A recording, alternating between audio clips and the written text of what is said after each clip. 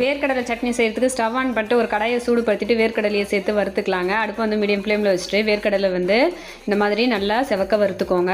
வறுத்துட்டு இப்போ அதை ஒரு பாத்திரத்துக்கு மாற்றிட்டு இப்போ அதே கடாயில் எண்ணெய் கொஞ்சம் ஊற்றிக்கலாங்க. எண்ணெய் சூடானதும் 3 வரமிளகாய் சேர்த்துக்கலாம், 4-5 பல் பூண்டு, 4-5 பல் சின்ன வெங்காயம் சேர்த்துக்கலாங்க. சேர்த்துட்டு இது கூட சின்ன துண்டு புளியும் சேர்த்துக்கலாங்க. சேர்த்துட்டு இது எல்லாத்தையும் வதக்கிக்கலாம்.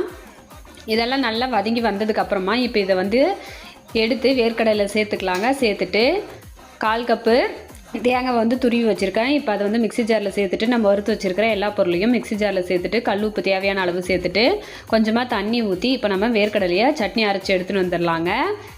இப்போ பாருங்கள், வேர்க்கடலை வந்து நல்லா சட்னி அரைச்சி எடுத்துன்னு வந்தாச்சு. இப்போது அதே கடாயில் எண்ணெய் மீதி இருக்குல்ல, அதை சூடுபடுத்திட்டு கடுகு சேர்த்து பொரிய விட்டுட்டு உளுந்து சேர்த்து பொரிய விட்டுட்டு ஒரு வரமிளகாய் கிள்ளி சேர்த்துக்கோங்க. ஒரு கொத்து கருவேப்பிலை சேர்த்து பொரிய விட்டுட்டு இப்போது தாளித்த இந்த தாளிப்பை வந்து சட்னியில் சேர்த்துக்கலாம். சேர்த்துட்டு மிக்ஸ் பண்ணி எடுத்தோம்னா சூப்பரான வேர்க்கடலை சட்னி வந்து ரெடி. இதை சாதத்து கூட வச்சு சாப்பிட்லாம், இட்லி, தோசை, களி கூடலாம் வச்சு சாப்பிட்லாம். ரொம்ப